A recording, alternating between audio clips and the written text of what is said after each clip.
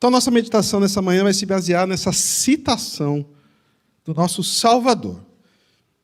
A gente lê os textos, os evangelhos, né, se esquece que a gente está citando o que Jesus falou.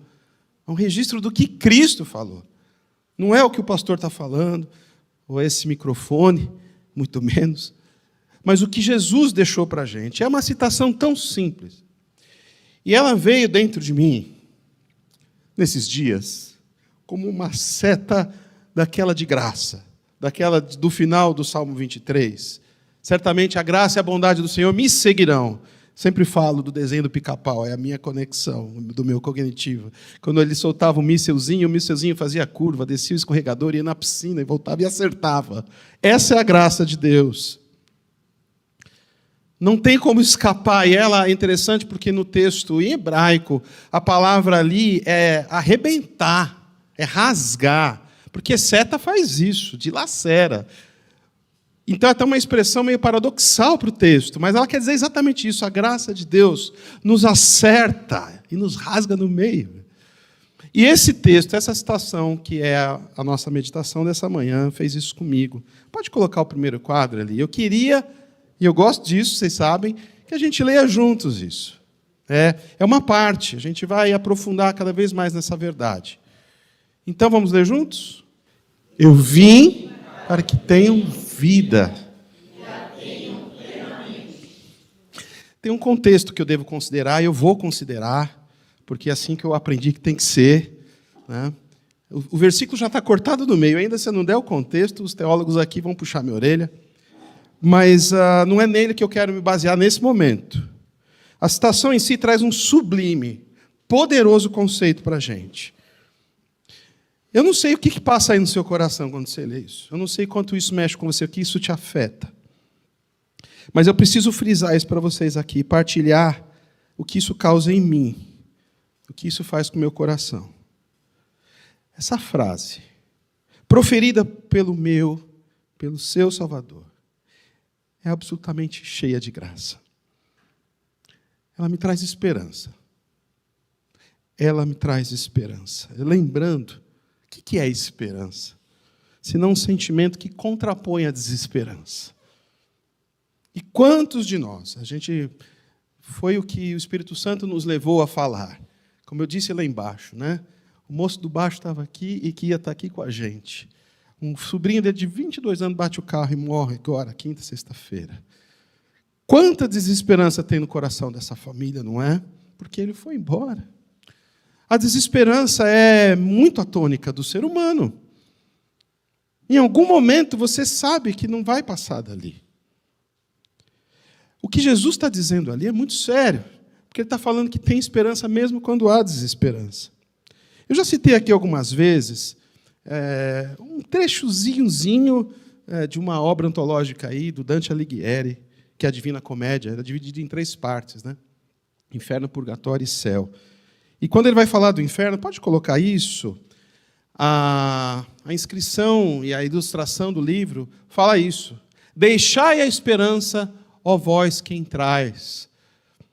Ali não é um compêndio teológico, é uma coisa muito mais existencial, para tocar exatamente isso. O que é a desesperança?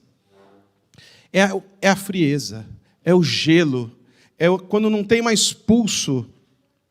A gente que vê bastante série, filme, novela, e tem aquelas pessoas que estão no hospital convalescendo, tem o tip, tip, não é? E quando fica... É isso. Desesperança é falta de pulso. Não tem mais pulsação. A desesperança emplacou. Finalmente, a falta de vida é expressa. Tem um cara que eu gosto bastante, eu gosto de futebol, vocês sabem disso, que é o Everaldo. Ele fala que enquanto tem bambu, tem flecha. Tipo hoje, assim, Corinthians 5-0, o Palmeiras ainda acha que vai conseguir fazer alguma... Enquanto tem bambu, tem flecha. Eu gosto dessa expressão, porque assim, se tem pulsação, tem vida. Ainda estou de pé. Ainda vou dar minhas flechadas aqui. Ainda vou picar esse bambu no dente. Mas eu vou em frente, eu vou lutar. Isso é vida. é não só desacreditar, mas acreditar que haja uma resposta, que ainda existe uma possibilidade diante do que parece impossível. Fé, excelente elemento, ferramenta para praticar isso. Acreditar que é possível. Acreditar que é possível. O Dante Alighieri ele ainda traz uma outra expressão, e que, na verdade, eu descobri ela num texto do C.S. Lewis, que dizia que o inferno, então, para ele, o âmago do inferno, Dante Alighieri falava, que o âmago do inferno, lá no central do inferno, não é quente, é gelado, é congelado. Tem sentido. Por isso que o pior lugar que algum ser humano pode habitar é um lugar onde não tem esperança, porque não tem vida. Apesar de parecer você acordar e viver os seus dias, mas a desesperança te emplacou. E quando, rapaz, a sua saúde está boa, as contas estão quase tudo pagas, está bem no casamento, os filhos estão indo bem, tirando uns 5, 5,5, 7, está bom. O Corinthians empatou com o Palmeiras, está ótimo. E a gente continua sem esperança. Você já foi visitado desse tipo de situação? Você sabe que não devia. A gente que é cristão, inclusive, conhece a palavra, conhece o que é a esperança, conhece esse texto aí que vocês leram. E a gente ainda fica assim amargurando dentro da gente. E a gente sente culpa por isso, não é? Eu vou aqui defender o porquê eu acho que isso acontece. Antes disso, dizer que João 10,10, ele revela o poder que existe nesse movimento de amor. A vida é puro movimento. Cristo veio, ele veio. Essa aqui é uma paráfrase do Eugene Peterson, do mesmo texto, que diz: eu vim para que tenham uma vida verdadeira, essa palavra é diferencial para entender, e eterna. Uma vida melhor e a mais rica que qualquer outra que tenham sonhado. Os teólogos de plantão detestam esses textos do Peterson. Eu quero dizer que ele lia automaticamente. Quem conhecia que o Bob, que foi uma pessoa que ensinou muito a gente aqui no passado, muita gente conhece o Bob Moon, ele lia a Bíblia em inglês e depois já traduzia em português simultaneamente, num jeito que eu nunca vi ninguém fazer na vida. Não é à toa que quando vinham os bambambãs aqui, os grandes teólogos, era sempre ele que chamavam para fazer, porque ele trazia emoção e fazia essa tradução para a gente poder entender. Né? Ele nasceu no Brasil, mas a língua mãe era americana, era inglês. E o Peterson ele fazia exatamente isso para as filhas. Ele ia lendo lá no que tinha na época, talvez a melhorzinha lá, mais a revista e corrigida, era mais atualizada, aliás, e atualizada, né? E ia fazendo essa tradução para as filhas enquanto elas ouviam a palavra de Deus. Ele entendeu assim, e assim ele continuou escrevendo a Bíblia inteira desse jeito. E às vezes ela me ajuda muito, e eu gostei demais dessa colocação. Uma vida melhor e mais rica que qualquer outra com que tenham sonhado. É isso que Jesus quis dizer. É uma citação de Jesus que me enche de esperança, como eu falei para vocês. E me enche de vida. Em momentos que eu estou com vida e às vezes me parece que não. Nesse momento contraditório da nossa alma. Existe uma máxima sobre a essência humana, sobre eu e você, que muitos filósofos, psicólogos e pensadores, e até teólogos entendem. Porque ela é muito óbvia, mas tem uma profundidade nela. Eu quero citar ela para vocês, que eu acho que defende um pouco esse sentimento da nosso espírito de fracasso, de morte, de inconstância, mesmo quando parece que não deveria ser assim. Então, existem duas forças dentro de nós. Existe uma força de gênese, que é violenta dentro do útero, que continua depois, né? No desenvolvimento da criança. Poder de vida, poder de vida. Deixa eu aqui falar um pouco do que também é a minha área do outro lado. Por que o dentinho de leite cai? Ele tem uma raizinha. Sabe que essa parte do dente que a gente vê chama coroa. Eu falo para as crianças, olha como é precioso, olha o que o rei leva na cabeça, tá vendo? E para dentro tem a raiz que segura, que nem a árvore. E tem uma raizinha o dente de leite. Mas tem um negócio que chama botão, fase botão do dente permanente, que tem um poder de gênese, que vai meio que carcomendo a raizinha do dente de leite. É o que a gente chama, né, biologicamente, de anabolismo. Uma forte tendência de formação de vida. E a gênese é maior do que a morte nesse aspecto. Então vai carcomendo a raizinha, aí o dente de leite vai, mas aí vem o permanente. E hoje, se você perder o permanente, tem o implante ainda. Mas é uma imitação bem fraquinha, mas é bom. Então existe esse poder de Gênesis em nós. Tem momento que ele vai diminuindo, isso é verdade. Né? A Duracell vai ficando, a Duracell também acaba. A gente vai ficando com menos força. Sobe as escadas um pouco mais devagar. Você já coloca uma outra almofadinha nas costas quando vai sentar no sofá. Depois de uma hora ele quer te expulsar do sofá. Isso acontece comigo. Com muitos aqui que eu sei. É isso. Poder de Gênesis, poder de vida. Mas existe também, e essa é a defesa dessas pessoas que eu disse, uma força que nos direciona para o fim. A gente nasce e é um start para um fim. Do nosso querido, que eu não sei o nome, sobrinho de Elias, foi com 22 anos. Outros com 90 e tananã. Dona Carmen vai até os 180 anos. Né? Mas existe esse poder. Existe algo dentro de nós que entende isso. E que se defende das doenças. Sistema imunológico, etc. Mas é a força que contrapõe, que chama catabolismo. Que é quando essas células vão perdendo a força e vão indo embora. E o pior, algumas não se repõem. Por isso que é bom fazer pilates, né? Que eu não faço ainda. Mas a gente é finito, finitos. Uma limitação existencial. Tem um fim. Tem o fim. Tem o stop. Acabou. Então, nossa jornada, ora a gente é influenciada pelo poder da vida, e o pique, né? A gente fala, ontem a gente estava numa reunião e a pessoa dizendo, eu tenho pique ainda, mas o meu pique está acabando. Eu falei, o meu está quase. Né? Então tem isso que ainda nos motiva, que nos move. Né?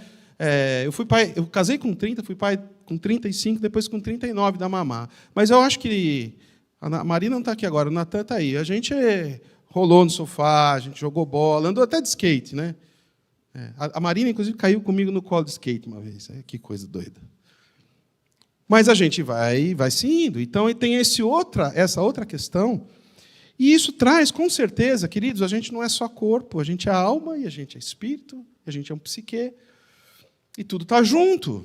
Como que a nossa alma, o nosso espírito, o nosso psique sente esses sinais das pulsações de vida e das pulsações de morte? O que Jesus nos revela nesse texto aí, pode colocar de novo uma antes, por favor, querida. Depois você volta para esse. O que Jesus nos revela nessa citação é que ele veio ao mundo para ultrapassar essa lógica toda que eu falei que nós levamos centenas e dezenas de séculos para chegar. E nem sei se está tudo tão certo assim. Ele veio ao mundo para ultrapassar essa lógica da finitude.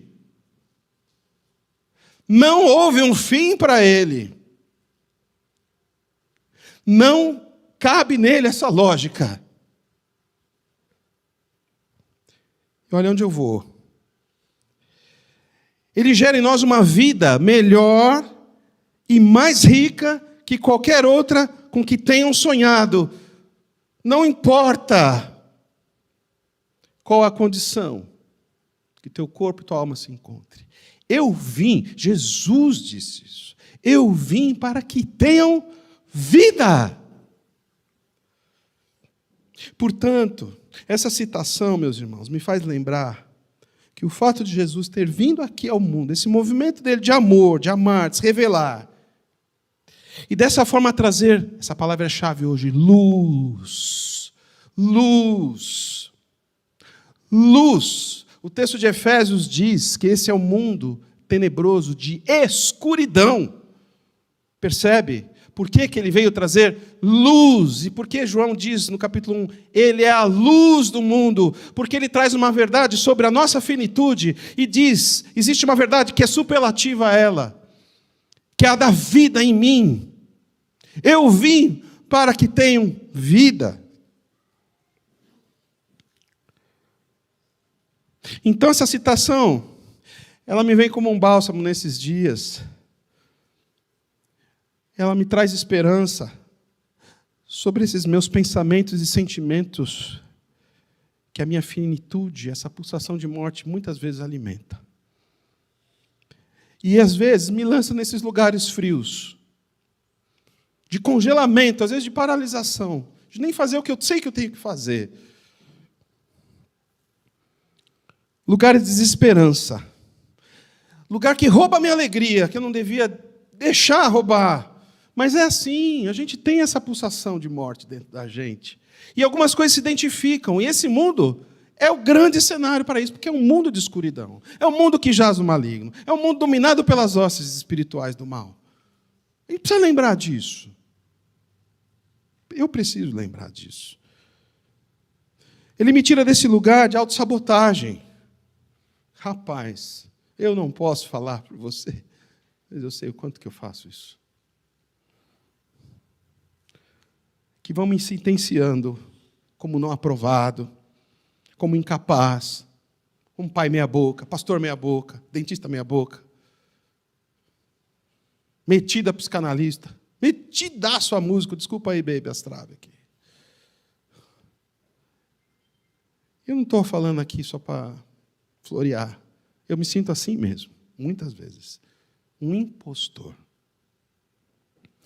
Aí Jesus, ele veio aqui, ele veio para que eu tenha vida, para que eu tenha esperança, para que a vida que pulsa em mim, que foi Ele que deu, nas minhas veias, e foi gerada por Ele, seja despertada pelo seu Espírito, que é vivo e eterno.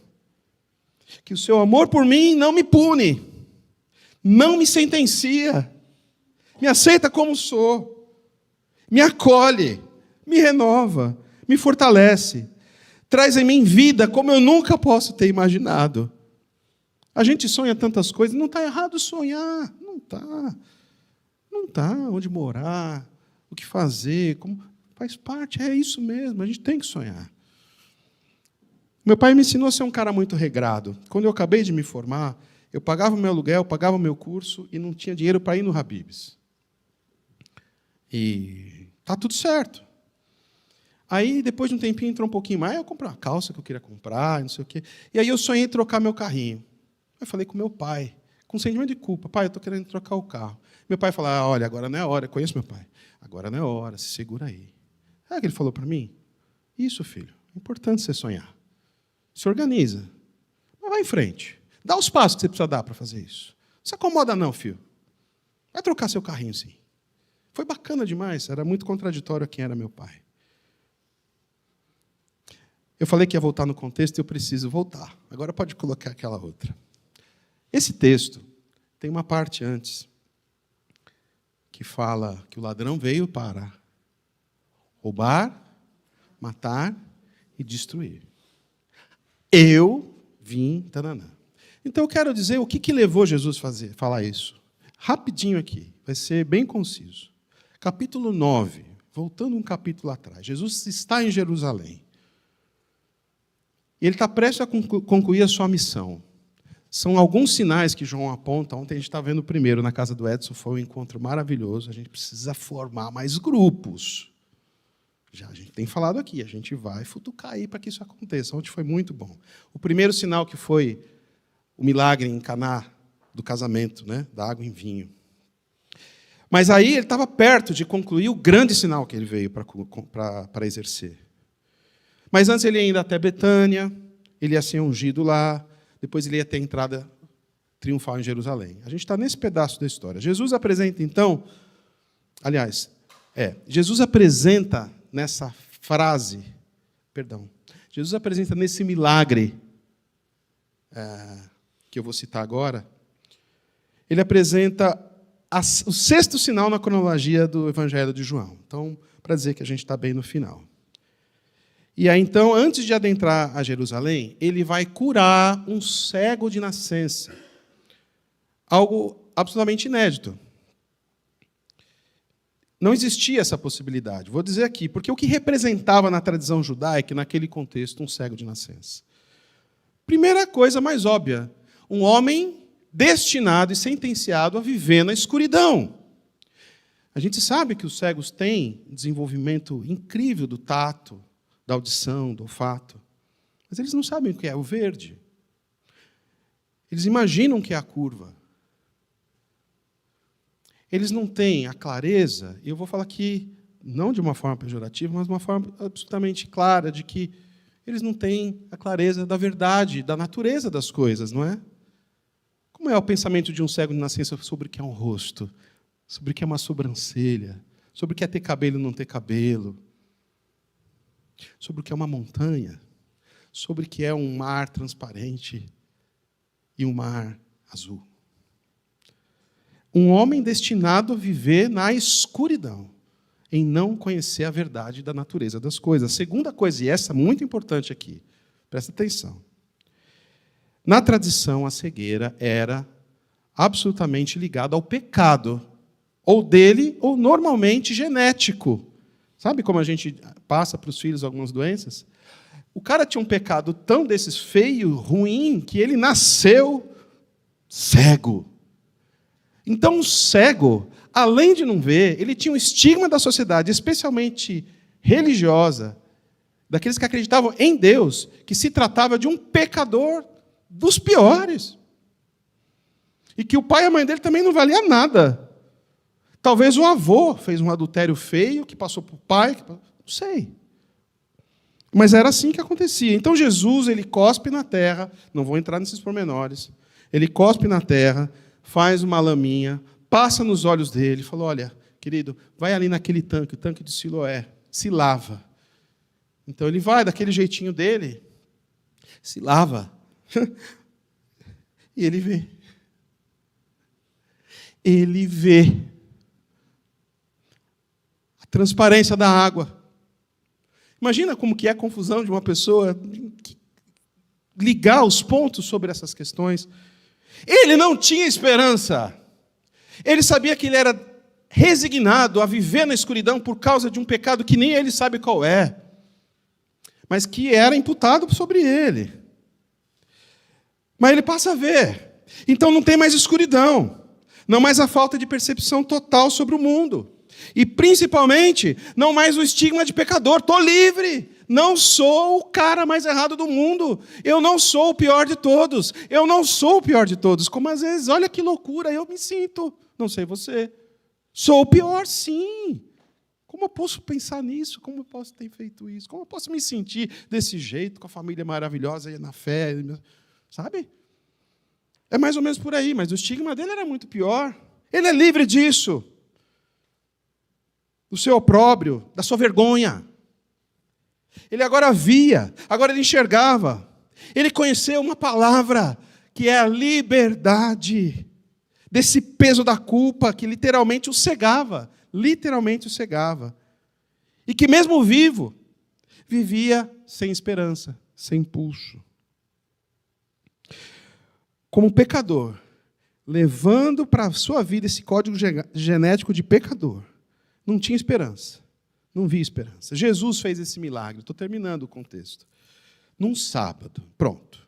Você sabe que nessa altura do campeonato, assim como João Batista, eles queriam ver a cabeça de Jesus numa bandeja. Então, eles estavam o tempo todo cercando onde ele estava para, enfim, poder pegar. Ele fez num sábado.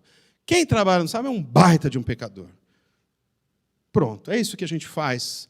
Quando a gente detém uma verdade sobre nós mesmos, sentencia, julga. Fizeram isso com Jesus. Esse é um texto que vai acabando no 9, e a gente vê um diálogo muito importante, porque acaba acontecendo, acaba rolando uma espécie de um inquérito. Então, eu fico imaginando uma coisa meio improvisada, mas os grandes inquéritos eram feitos, às vezes, nas sinagogas, né?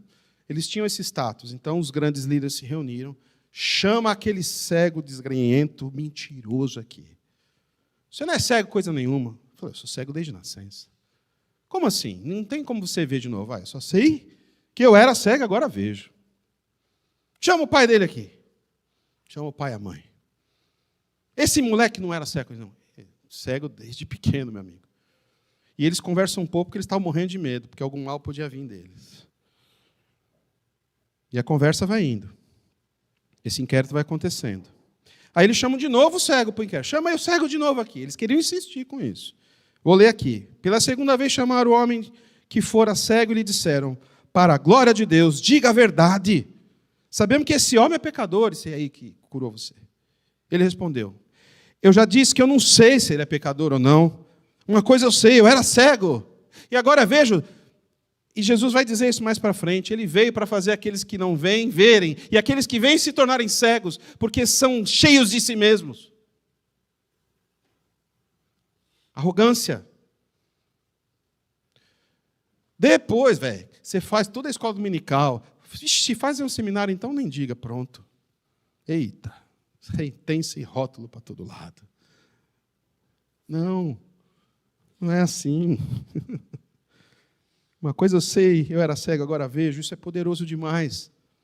Jesus encontra com o rei cego, então. Se revela como seu salvador. Ele não tinha visto quem ele era. Olha que interessante. O homem reconhece, então, com Jesus e prostra e se adora. E adora Jesus. E aí a gente entra no capítulo 10, que é exatamente isso. Jesus está, então, falando, provavelmente diante de alguns que estavam no inquérito, talvez alguns líderes. Eu acredito que não, porque ele já estava mais na penumbra, assim. Porque ele tinha que chegar até o final, ele tinha que ir para o Gólgota. Mas certamente esses que estavam cercando o cego. Então ele chega no 10 e vai propor essa metáfora maravilhosa, onde ele se revela como o bom pastor, para que eles entendessem. Então, depois de conduzir para fora todas as suas ovelhas, ele está dizendo, Jesus, ele vai adiante delas, e essas o seguem, porque conhecem a sua voz. Esse é o versículo 4.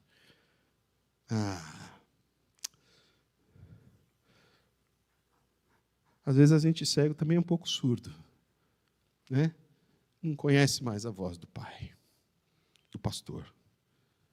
Possui outros pastores. E aí Jesus coloca claro aqui que esses que supostamente parecem ser pastores têm uma outra característica, tem outro nome. O ladrão vem apenas para roubar, matar e destruir. Eu vim para que tenham vida e a tenham plenamente, como nunca puderam ter sonhado. Eu sou o bom pastor dá sua vida pelas ovelhas. E ele faz isso de forma literal. Literal.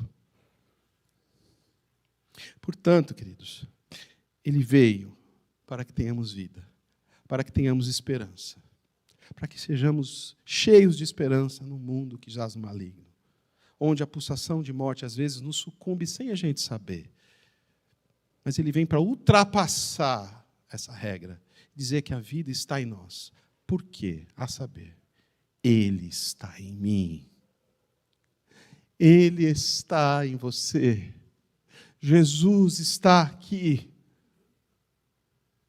Jesus é presente aqui. Jesus está aqui. Amém, irmãos? Por que você está aqui? Por isso que é tão bom quando você está aqui. Eu lembro sempre da ilustração de Maria, quando estava grávida, vai visitar Isabel e diz que há uma conversa espiritual, uma conexão dos primos ali, e a barriga se mexe, a outra também. É isso, o Espírito Santo de Deus se move em você, se move em mim. Somos irmãos, adoramos, ouvimos a palavra, tomamos café, cantamos parabéns para o Paulinho, choramos com aqueles que perderam os seus, sonhamos com mais pessoas aqui. Sonhamos com mais pessoas que conheçam a esperança. Sonhamos para que esse bairro conheça a esperança. A gente está prestes a adentrar. O Paulinho esteve aqui domingo passado. Você que não ouviu a palavra, foi uma palavra certeira. Acho que o Paulinho pregou 20 minutos. Mas foi tão certeira, falando exatamente desse processo que a gente está vivendo. E hoje a gente está vivendo um outro processo. Sabe? Tem muita coisa ainda para construir. Tem muita conta para fechar. A gente não põe aqui, por acaso, os avisos do dízimo, é porque a gente precisa participar mesmo, porque a gente tem muitos sonhos e desejos, e hoje a gente vai falar para vocês um aqui, pela fé que a gente está assumindo. Então ele veio para contrapor o que rouba a esperança. Ele veio para ir contra aquele que aniquila e destrói a possibilidade de viver, de fato, sob a guarda do justo juiz. De viver sob o cajado do bom pastor. Jesus veio para contrapor a lei do reino desse mundo. Esse é um texto que eu guardo com muito carinho, nesse entendimento sobre ele, porque é uma conversa de Paulo sobre o que comer, o que não comer, sabe? Aquelas conversas assim, que crente gosta de ter, comer. Paulo fala, para com isso, o reino de Deus não é isso não. Eu vou ler aqui o que é o contrário ao que ele falou, porque a trilogia aqui, a tríplice aliança do mal desse mundo é injustiça, guerra, embate, autodestruição, guerra contra si mesmo, contra o próximo, e tristeza.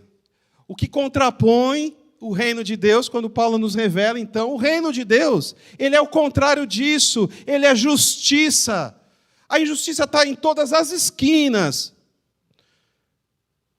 Você está na sua casa, com seus 70 e poucos anos, vivendo com aquela cordinha, assim, se equilibrando com o dinheiro da aposentadoria, e alguém bola um jeito de roubar seu dinheiro. É R$30, nem vai sentir. Para. É injustiça para todo lado. E muitas outras. Esse é o nome desse mundo, injustiça. Mas o reino de Deus é justiça. O reino de Deus é paz. Não é guerra, não é embate, não é me fazer prevalecer. Porque um acha que o aviso tem que ser falado, outro tem que achar que é o vídeo, que o outro acha que a parede tem que ser bege, outro tem que ser acha que tem verde. Verde nunca. Enquanto eu estiver aqui. Apesar de ser verde esperança, né? Entende? Todos os tipos de embate. Prevalecer sobre os filhos, sobre a esposa, sobre o amigo do trabalho. Mas ele é injusto. É isso. Esse comichão está na gente, junto com aquela opção de morte. Existe isso dentro de nós. Justiça, paz e alegria. Alegria no Espírito Santo. Uma alegria indizível. Uma alegria que vai além do momento, que prevalece, porque é eterna. Entende como isso tudo se encaixa? Jesus veio para que sejamos introduzidos, inseridos num reino de justiça, paz e alegria. E por quê? E a gente vai ler junto, ele vai colocar para a gente. E esse texto ele é áureo, é um texto maravilhoso, onde a gente está presente nele. E é Jesus que diz, vamos ver? Porque Deus amou o mundo e deu o seu Filho unigênito, para que todo aquele que nele crer não pereça, mas tenha a vida eterna. A vida que você jamais sonhou. Você nasceu nesse mundo, tem algum marciano aqui. Mauense é quase, mas tem algum?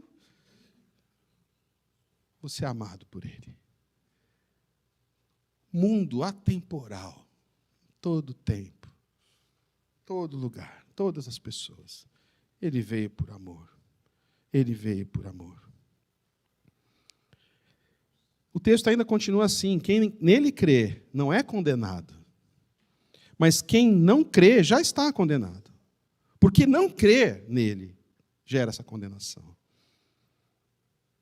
Esse é um texto áureo para a gente lembrar, para a gente falar, para a gente proferir, para a gente falar através das aulas de jiu-jitsu, para a gente falar através das cestas básicas que a gente ainda distribui. São poucas, mas a gente faz isso.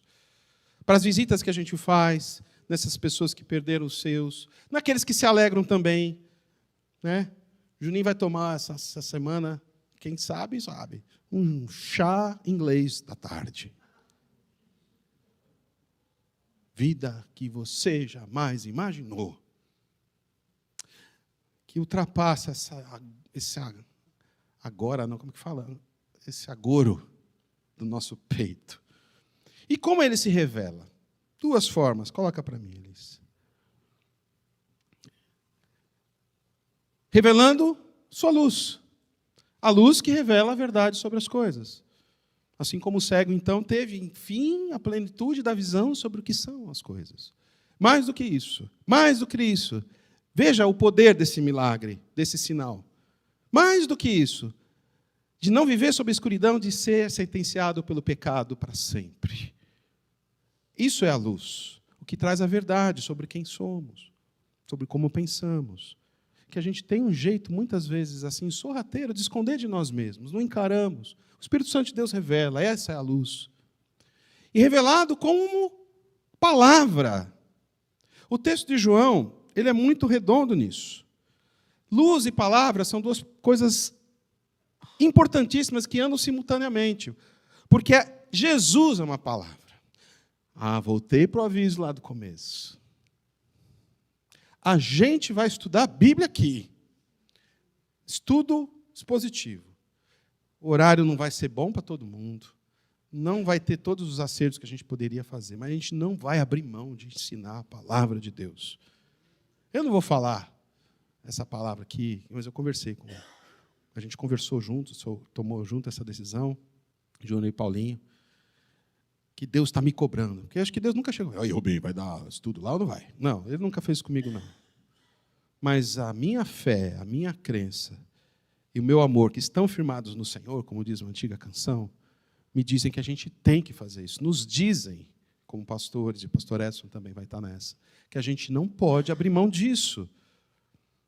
E é complicado. Esse que vos fala mora a 45 quilômetros daqui, outros nem tão longe. Outros têm crianças, outros têm um monte de dificuldade. Por isso que a gente insiste tanto com a questão da quarta-feira, porque é tão mais fácil. É de casa. Pode fazer no sofá de casa deitado. Nós deixa. Batendo bife, botando sazon na sopa. Mas entra, velho. É bom. É bom ouvir os irmãos, ouvir a palavra. 1 hora. O pessoal é rigoroso nisso. E agora mais essa oportunidade, que vai começar domingo que vem, às 9h30, estudando um livro poderosíssimo que é Romanos. A gente vai ficar nos 7 primeiros... É isso, né, Júnior? Os 7 primeiros capítulos até o dia 14 de dezembro. Vamos vir para o café da manhã? Não vai ter. Aí a gente pode fazer uma festinha lá também. Quem quiser chegar às 9 horas da manhã com bolo de goiabada, não vou dizer quem é que faz isso, mas traz pão de queijo, traz um queijinho, 9 horas, quem sabe, né? Se a coisa pegar, e a gente, não só da palavra de Deus, mas de todo o pão de queijo e bolo de fubá com goiabada. Porque é preciso. Nós temos a revelação do que é o caminho para ter vida. E é Jesus em nós. E Jesus é luz. E Jesus é a palavra. Não existe distinção quando a gente abre, seja ali, seja aqui, seja no papel, da palavra de Deus para Jesus. Eu sou a palavra. Ele é a palavra. Ele é o haja. Ele é o alfa. Ele é o ômega. Amém? O mecanismo é esse aqui, ó. Põe lá para a gente ali. Pecado e morte é escuridão. É desesperança. É falta de pulso. Encontro com a luz e com a palavra é vida. É contrapor o agora, irmãos. É se instruir. A gente que está um tempão na igreja, às vezes se esquece. Aí quando você está conversando com alguém, alguma pessoa, vem aquele versículo aqui, ó, vem aquele entendimento lá, aquilo que a gente ouviu na Bíblia no domingo, aquilo que a gente ouviu na quarta-feira, ponto. A luz vai sobre alguém, a luz vai incidir em alguém. É assim que a igreja cresce, com quem ama a luz, com quem ama a palavra de Deus. E nós somos uma geração, e é todos nós, que tem menosprezado o que é a palavra de Deus, o que é a luz, o que é a verdade. Nunca se teve tanto pouco conhecimento sobre a palavra de Deus. Nossa brincadeira na igreja era... Como que era? Espadas ao alto. Aí alguém falava o versículo... Pum. Nossos professores estão lá se engajando. Todo domingo tem um versículo para decorar e tudo mais. E nós? Onde a gente se exercita? Como a gente se exercita? Olha esse texto aqui. A palavra é lâmpada para os meus pés e luz para o meu caminho. Palavra, Jesus. É lâmpada para os meus pés e luz, Jesus, para o meu caminho. Se não tem palavra, se não tem Jesus, se não tem luz, o caminho é escuro, pulsão de morte, escuridão. A gente precisa da palavra de Deus. Vou ser muito sincero com você. Talvez o formato que a gente vai fazer aqui não é o melhor do mundo. Talvez o meu jeito de pregar, o do Júnior, o pastor Edson, cada um prega de um jeito aqui. Não seja o melhor do mundo. Até esse que você gosta bastante, que tem na televisão, talvez não seja o mais adequado. O que importa é que a palavra seja estudada, seja engolida, seja nutrida, seja semeada. Amém? A palavra que ilumina, que salva e traz vida é uma pessoa. E é Jesus. Nosso engajamento nessa verdade é tão verdadeiro, tão real, que nessa manhã eu quero convidar aqui uma pessoa que é a Ilana. Sabe o que a Ilana faz? Ela vai contar um pouquinho aqui dela. Eu dei para ela, assim, 2 minutos. Foi isso, Ilana? E ela vai partilhar para a gente um projeto. A Ilana é conhecida de alguns, já teve alguns encontros de casais, já teve aqui, vai tá mais. Quero que um dia ela ministre o louvor aqui para a gente, ela é muito talentosa. Vem cá, Ilana. E ela vai contar aqui para a gente sobre um projeto que nós estamos juntos. Vou para lá, eu vou para o fundo. Eu quero que cada um de vocês pegue um pedacinho dessas línguas, porque eu creio que o Senhor está respondendo orações agora, o Senhor está levantando pessoas agora, que vão dispor das suas próprias vidas para ir e amar esses povos, e se entregar por eles, e aprender essas línguas e fazer o Senhor conhecido em todo o mundo. Amém? Então, depois que a gente terminar de orar, eu te agradeço, pastor, você pode continuar, tá bom? Você pode orar? Perdão.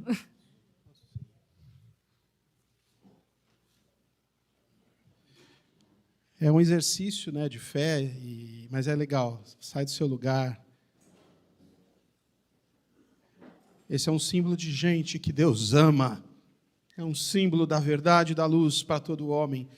E essa é uma igreja, a Comunidade Cristã de São Paulo, comprometida com isso, em nome de Jesus. Então, meu Pai, nós como tua igreja aqui, Senhor, concordamos em entender a tua palavra que é viva e eficaz. E há tantos que sofrem, tantos que morrem sem conhecer a tua palavra. Nós te agradecemos, Senhor, pelo privilégio que como igreja temos de alcançar esses lugares. Agora em oração. A gente não tem a dimensão disso, mas é o Senhor, é a tua mão, é o teu Santo Espírito que visita agora esses povos. Gente tua, nossos irmãos que estão nesses lugares, meu Pai, oh Deus. E nós te agradecemos muito, Pai, te agradecemos muito pela vida da Ilana, que num desses nomes aqui vai estar daqui a pouco. E nós vamos estar com ela, em nome de Jesus, porque assim o Senhor tem escrito, assim o Senhor tem falado, assim o Senhor tem revelado aos nossos corações. Pai, eu peço que o Senhor sedimente isso no coração dessa igreja, que essa igreja seja comprometida com a palavra, comprometida com a luz que vem do Senhor. No nome de Jesus. Amém. Amém. No nome de Jesus. Amém.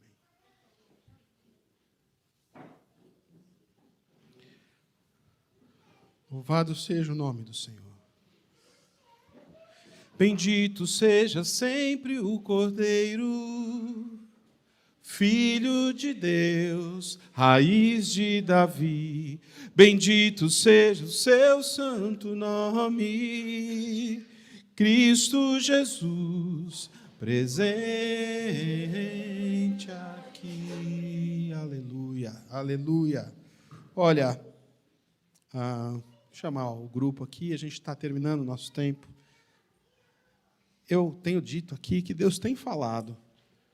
Impressionante, eu não sabia o que a Ilana ia falar exatamente, e foi incrível. E ela deu a introdução do Sermão do Júnior. Semana que vem a gente começa uma nova série, playlist, Som do Coração. Série que a gente está pensando em canções que falam com a gente, que falaram com a gente na nossa vida, na nossa história, até da sociedade. E o Júnior vai começar essa série semana que vem, e a introdução começou aqui. Você vai ver domingo que vem. Demais, né, Juninho? E eu tenho uma coisa para dizer. Ilana, vem cá de novo, por favor. A gente tem orado, a gente tem pensado, tem procurado entender a nossa porção nessa nossa história com você. E estava conversando ontem com a Célia, né? O Senhor prepara. A Ilana, ela disse sim para um desafio sem recurso nenhum. Tem 2 faculdades, professora, está abdicando por ter convicção desse chamado. E Deus tem nos dado a oportunidade de reconhecer isso na vida dela. Tanto que a nossa igreja, ela vai depois falar um pouco mais do projeto dela, porque ela vai. A nossa igreja quer se comprometer a ser sua parceira por 2 anos. Eu vou falar o valor porque é importante a igreja entender. É simbólico, a gente quer poder até dobrar, mas vão ser R$500 por mês. E isso faz a gente entender que a gente tem que participar, para a gente até poder fazer mais. É bastante dificuldade, é bastante desafio, e a gente quer continuar empreendendo. Como eu falei, tem tanta coisa ainda para amarrar, tem tanta coisa que a gente precisa fazer, mas a igreja que está descolada da palavra e da luz e da sua vocação está fazendo entretenimento dominical. Não é isso que a gente quer fazer. A gente quer ser leal e compromissado com o que Deus tem nos chamado. Então, é isso, né? A liderança da igreja, depois a gente orar e conversar, a gente se prontifica com esse desafio. E a igreja diz amém, amém, amém. Pastor Júnior. Ilana, hoje, então, igreja, oficialmente, a Ilana é nossa missionária. Amém.